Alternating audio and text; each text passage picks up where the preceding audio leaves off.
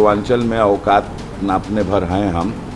किन्हीं विंडो से अगर उन्हें राहत मिल जाए तो ठीक है। यानी आज की स्थिति में, सिचुएशन में तो यही है कि न्यायालय ने उनको बुलाया है, वारंट दिया है, न पिया है, न कहीं नहाया है, न धोया है, न शौच हो सके है। कोई लाश आ रही, खबर तो उसी दिन आ गई ना कि मौत हो गई।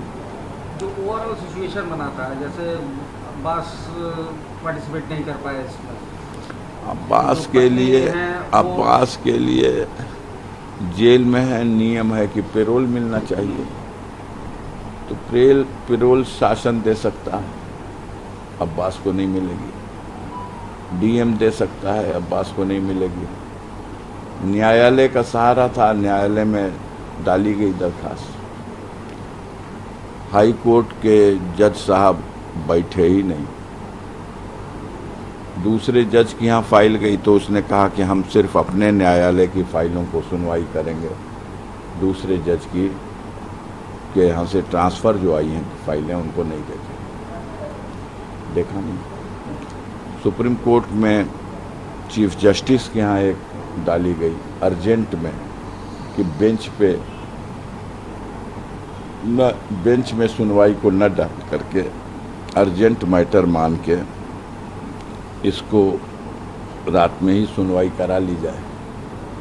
तो चीफ जस्टिस साहब ने कहा कि वो उस नियम के अंतर्गत ये विषय नहीं आता, ये रिट लाइए और बेंच सुनेगा। तो मिट्टी तो आज हो गई, अब बेंच सुन करके भी क्या करेगा। अच्छा, ये जो परिस्थितियाँ बनी कि मतलब पत्नी भी नहीं आखिरी बार देख पाई, नहीं देख पाई। मुख्तार की बहू वो आई है अब्बास की पत्नी। अफशां के विरुद्ध पहले ही से वारंट है और वो इनाम भी घोषित कर दिया गया है। ऐसी परिस्थिति बनाई जा सकती है, ये भगवान न करे कि कभी किसी दुश्मन के ऊपर भी आए कि उसका सुहाग उजड़ जाए और वो अपने सुहाग का दर्शन भी न कर सके, किसी के ऊपर न आए।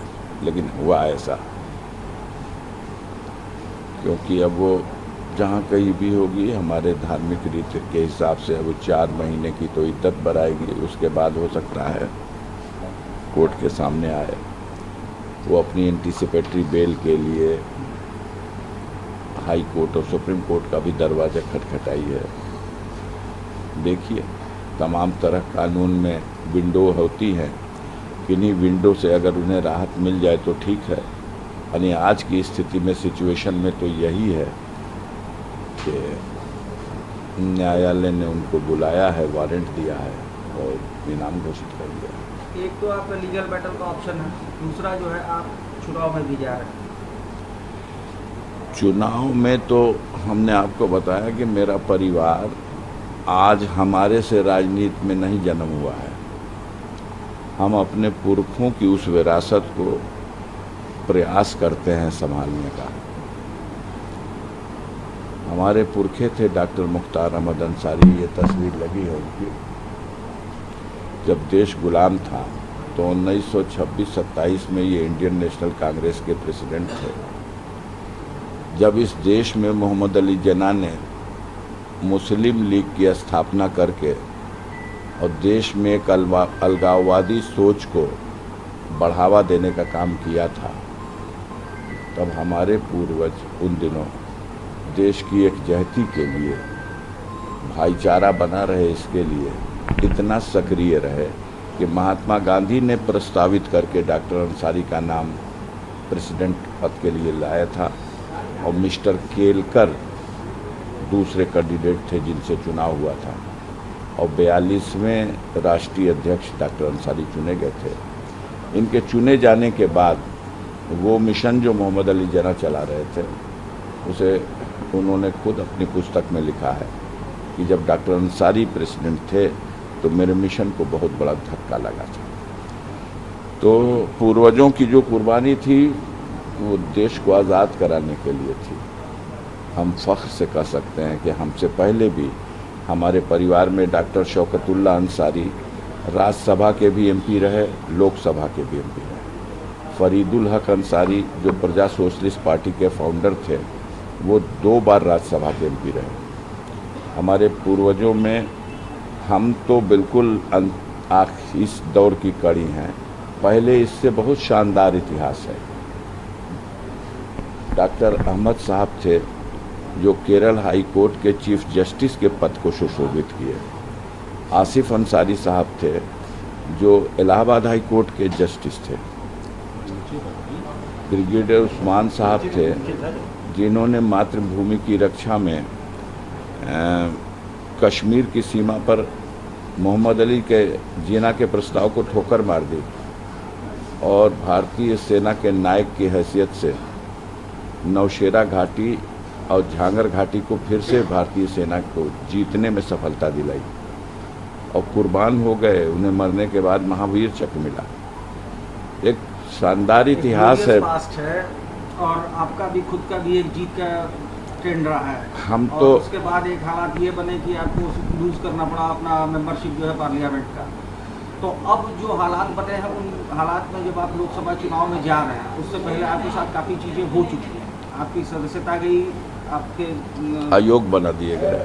हाँ, और उसके बाद अभी ये घटना हो गई। उसी का परिणाम ये था कि मेरी सदस्यता जिस षड्यंत्र के तहत जिस केस में मुझे सजा कराई गई, उसका आधार केस जो था वो केस छूट चुका है। लेकिन फिर भी मेरी सजा हुई तो उस सजा के आदेश की आलोचना करने का तो कोई मतलब नहीं है, उसकी अपील करने का रास्ता है।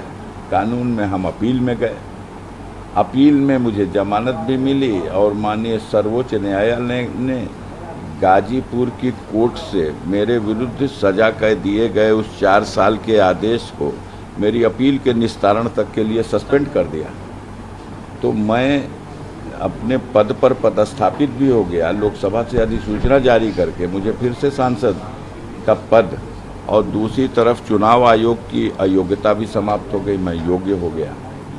उसी का परिणाम है कि भारतीय जनता पार्टी गाजीपुर में कैंडिडेट का नाम अनाउंस नहीं कर पा रही, क्योंकि वो तो सोच लिए थे कि ये तो अब लड़ना नहीं है इनको, तो जब इनको लड़ना नहीं है तो चलो कैसे भी कर लेंगे। लेकिन अब उनके लिए एक बड़ी चुनौती है और गाजीपुर की जनता इतने मूड में है कि इस बार सारा रिकॉर्ड टूट जाएगा, कैंडिडेट चाहे जिसको लाए।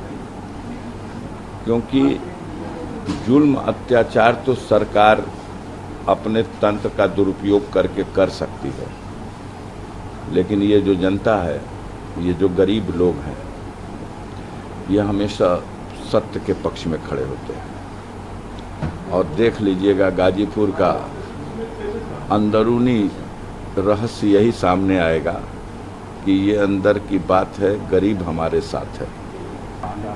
हाँ भैया, वो लोग 400 के पार है, यहाँ 80 में 80, लेकिन पूर्वांचल में औकात नापने भर हैं हम।